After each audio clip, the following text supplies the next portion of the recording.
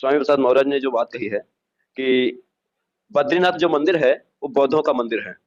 बिल्कुल सच है। जिस प्रकार इतिहास को मिटाने के बाद जिन बौद्ध मंदिर को बौद्ध मठों को स्तूपों को समाप्त न किया जा सका, उन पर ये लोग कब्जा कर लिए। मंदिरों में जो भगवान हैं, जैसे बद्रीनाथ हैं, बालाजी हैं, कि उनके ऊपर जो श्रृंगार किया है, कि जैसे चुनरी उड़ा के रखा है, मुकुट पहना करके रखा है, और उनको हटा करके दिखा 15% लोग हैं और जो इस देश को मनोवादी विचारधारा में डालकर मनु का विधान लागू करके वो दूसरे को गुलाम बनाकर राजस्वी के सर्टिफिकेट फर्जी बनवा करके वो लोग आरक्षण का लाभ ले रहे हैं। कई जगह पकड़े भी गए हैं। एक तरफ विरोध भी राष्ट्रपति शासन लगना चाहिए। तो इस देश की महामहिम राष्ट्रपति महोदय उसी समाज की महिलाओं को, एक महिला राष्ट्रपति देश से हो और उसी समाज की महिला को, एक नहीं तीन तीन महिलाओं को हजारों सैकड़ों लोगों के बीच में हथियारबंद लोग जो हथियार लेके हाथ में दौड़ रहे परेड कर रहे हैं, उनमें नग्न अवस्था में घुमाया जाए, उनके गुप्तांगों पे उंगलियां लगाई जाए, रेप किया जाए, भाई के सामने ऐसी हरकतें की जाए जब भाई विरोध। समाज को, देशवासियों से एक ही अपील करता हूं। नमस्कार, मैं धीम कुमार, आप देख रहे हैं द बुद्धिस्ट टाइम्स टीवी। मेरे बीच इस समय भीम आर्मी के मंडल उपाध्यक्ष मौजूद हैं, और हम जानेंगे वर्तमान में जो अभी एक ताजा तरीन एक बयान आया है सपा एमएलसी स्वामी प्रसाद मौर्य की तरफ से। उनका बयान ये आया है कि बद्रीनाथ में जो मंदिर स्थापित है बद्रीनाथ का, वो बौद्ध मंदिर है। वो बद्रीनाथ नहीं, वो बौद्धों का मंदिर है। इसको लेकर के हमारे बीच में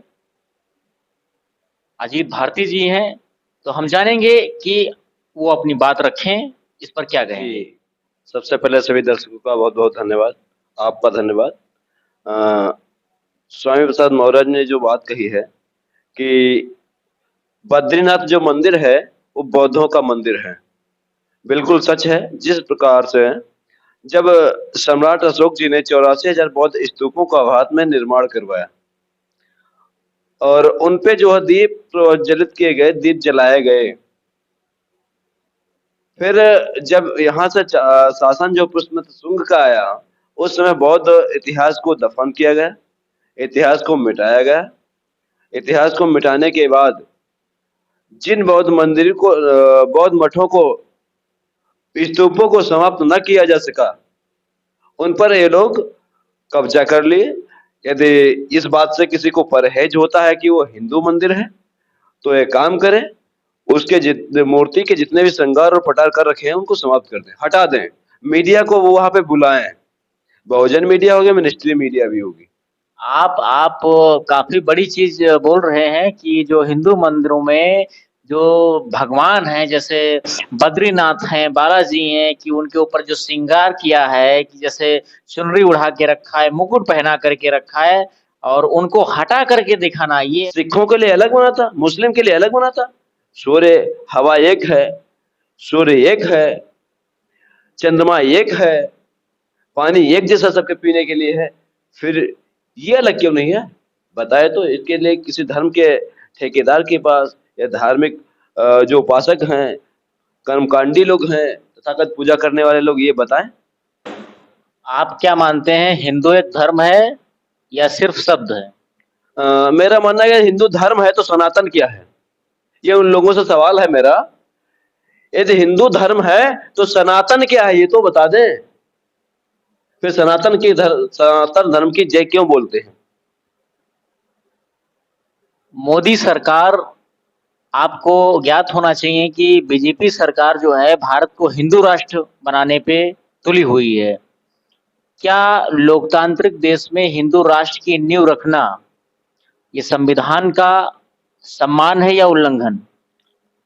संविधान की यदि हिंदू राष्ट्र बनाया जाता है तो खुला खुला जो है संविधान को नुकसान पहुंचाया जाता है, संविधान की हत्या की जाती है और इस देश में रहने वाले अन्य धर्मों के सभी लोगों के धार्मिक भावनाओं आहत होती है। धार्मिक भावनाएं, यदि उनको अपनी भावनाएं आहत होते दिखता है तो यहाँ अन्य धर्मों के लोगों की भावनाएं आहत होते क्यों नहीं दिखता? ये तो मोदी जी से सवाल मैं पूछ रहा हूँ, पूरे देश के लोग पूछ रहे हैं। भारतीय संविधान धर्मनिरपेक्ष संविधान है, सभी धर्मों को मान्यता देता है, किसी धर्म का इसमें विरोध नहीं किया गया है, तो ये क्यों कर रहे हैं? इनको नहीं करना चाहिए। जी, वैसे जानकारी के लिए आपको बता दें, चूँकि अधिकतर बीजेपी सरकार में हिंदू जो हैं उनकी ज़्यादा जो है मान्य, और हर जगह जो है हिंदुओं के पक्ष में जो है उनका न्याय होता है। वहीं एक और जो है बौद्ध धर्म है, सिख धर्म है और पारसी धर्म है। ऐसे कई धर्म हैं जिनको लेकर के वर्तमान में जो बीजेपी सरकार है उन पर सक्रिय नहीं है। क्या लगता है आपको, ये एक पक्षीय इंसाफ है? देखो, सबसे पहले वो लोग कब्जा किए, यहाँ के न्यायपालिका पे उनका कब्जा है, कार्यपालिका पे उनका कब्जा, सरकारें उनकी हैं। वो अपने मनगढ़ंत तरीके से वहाँ पे बैठा रखे हैं। मीडिया में उनके लोग हैं। जब सारे जगह उनके लोग हैं, 15% लोग हैं, और जो इस देश को मनोवादी विचारधारा में ढालकर मनु का विधान लागू करके वो दूसरे को गुलाम बनाकर राज करना चाह रहे हैं। वो कब चाहेंगे ये लोग ऊपर उठ के आएँ? वो नहीं चाहते किसी धर्म के लोग ऊपर उठ के आएँ, क्योंकि धर्म के नाम पे जो उनकी दुकानें अभी तक चल रही थी, वो बंद हो गई हैं, जब से संविधान लागू हुआ। विश्वास ना हो तो इसके पहले उठा के देख लीजिएगा कि ब्राह्मण पढ़ने और पढ़ाने का काम करता था, क्षत्रिय लड़ने का काम करता था, वैश्य व्यापार का काम करता था। जो लोग बचे, यादव गाय चराएँ, कुर्मी खेती करे, पासी अपना सूअर चराए। जो काम बाँट रखे थे, आज उनको स्वयं काम करने पड़ते हैं। अब लैट्रिन उन्हें स्वयं साफ करनी पड़ती, ये दिक्कत है उन्हें। दिक्कत ये नहीं है, अब एक वाल्मीकि का बच्चा, एक चमार का बच्चा, एक यादव का बच्चा जब डीएम बन करके उनसे उनके लोग जब चपरासी होते हैं, फाइल माँगी जाती है तो उनके पेट में दर्द होता है, खटकता है कि एक निचले स्तर से गरीब वंचित समाज का लड़का आज यहाँ पर डीएम बन के बैठा है, आईपीएस बन के बैठा है। तो आज विधायक बन के बैठा, मंत्री बन के बैठा, ये उन्हें हजम नहीं होता, इसलिए वो इसका विरोध कर रहे हैं। बिल्कुल, यहाँ पर एक सवाल निकल के आ रहा है कि जिस प्रकार हम देख रहे हैं कि लगातार एससी एसटी को कमजोर करने की कोशिश की जा रही है सत्ताधारी जो है प्रशासन और नेताओं के द्वारा। जहाँ पर अनुसूचित जात की बात आती है, एससी एसटी रिजर्वेशन की जहाँ पर बात आती है, तो अभी एक हाल ही में एक अखबार के माध्यम से कटिंग निकल के आई है कि ब्राह्मण अब ब्राह्मण भी जो है एससी बन करके उनका रिजर्वेशन हथियाने में लग गए हैं। लेकिन एक और जो ब्राह्मण हैं वो जो है एससी के रिजर्वेशन से उनको काफी जो है धिक्कारते हैं। ऐसा ब्राह्मण लोग कर रहे हैं। क्या लगता है, आप इस पे क्या कहेंगे? जी, एससी के सर्टिफिकेट फर्जी बनवा करके वो लोग आरक्षण का लाभ ले रहे हैं। कई जगह वो पकड़े भी गए हैं, और बात आ रही एक तरफ विरोध भी आरक्षण का करते हैं। तो जो लोग विरोध करते हैं, मैं उनसे एक बात कहना चाह रहा हूँ, बेटा सबसे पहले आरक्षण तो आपने ही लिया है, सदियों से लिया है। अरे पढ़ने पे आरक्षण आपने लिया कि या कोई दूसरा पढ़ नहीं सकता है? आपने लिया ना। मंदिर में बैठ करके ठेकेदारी प्रथा, धार्मिक रूप से दुकानें आपने चलाई है, उसमें आरक्षण किसको दिया? कितने देश में इतने सारे मंदिर है, कितने मंदिरों में दलित पुजारी हैं, कितने मंदिरों में ओबीसी पुजारी हैं, जरा बताएं हमें। पहले ये आरक्षण आप छोड़िए, तो मैं आरक्षण छोड़ दूंगा। एक शिक्षा, एक परीक्षा लागू कर दी जाए, आर्थिक स्तर पे जो ऊंच नीच है इसे बंद कर दिया जाए, सबके सबके समान जो है संपत्ति का बंटवारा कर दिया जाए, क्योंकि इस देश में रहे ना, यहाँ के मूल निवासी हैं हम सब ने काम किया तब जाके इनकी संपत्तियां बनी हैं। ये लूटे हैं। ये आने वाले विदेशी आक्रमणियों से लोग समझौता करके ये सब बचा रखे हैं ना। लड़ाई तो हम लोगों ने ली है।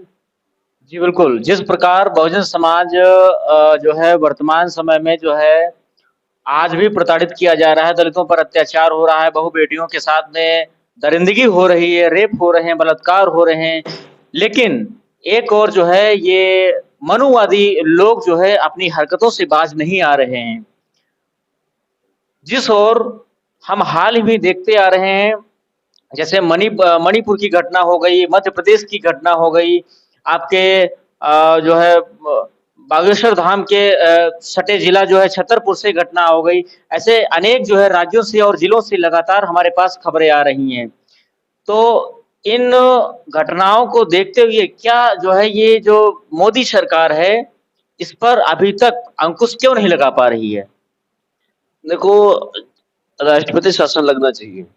राष्ट्रपति जी की महामहिम राष्ट्रपति महोदय जी की क्या मजबूरी है कि वो राष्ट्रपति शासन नहीं लगा रही हैं?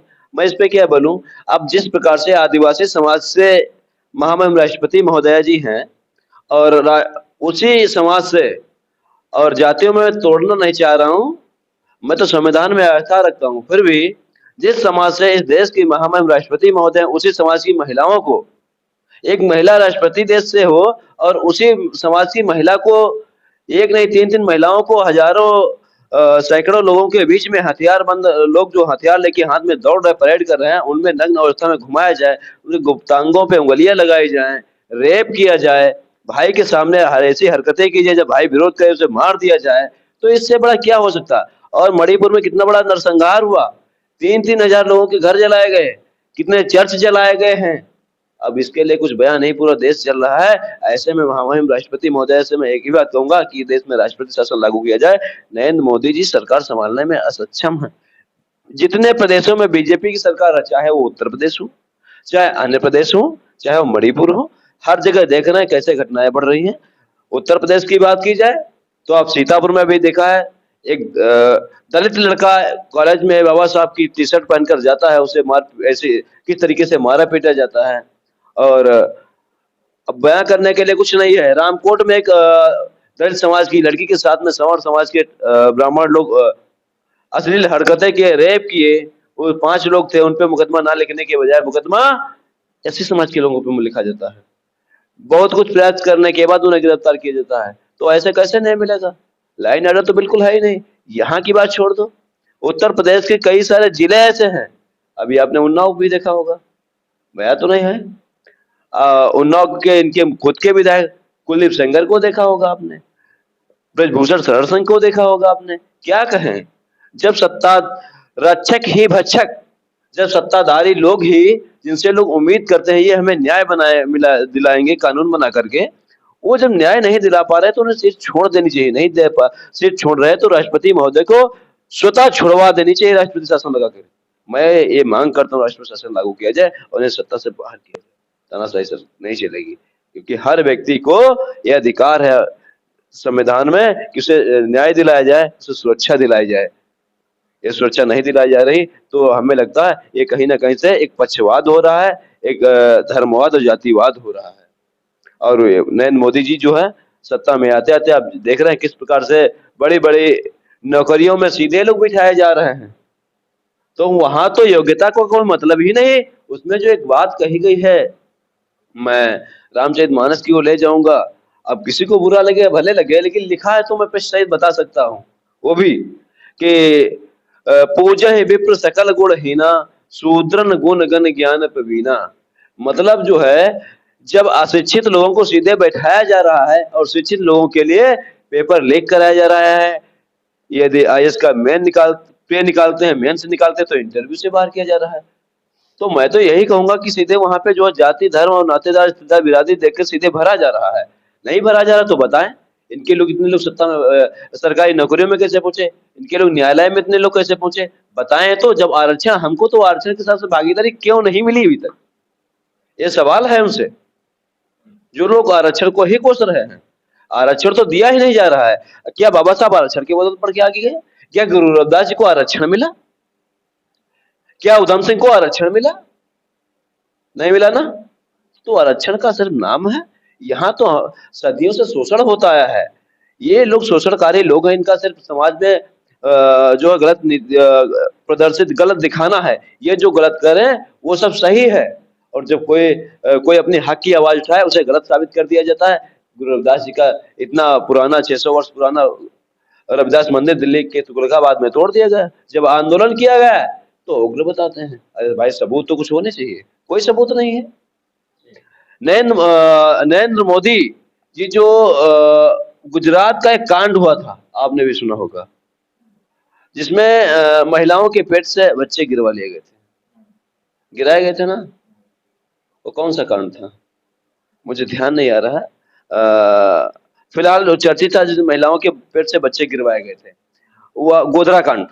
गोधरा कांड पे जो है जिस ने निर्णय लिया था, इनको दोषी बनाया था, उसकी आज जेल में जगह है।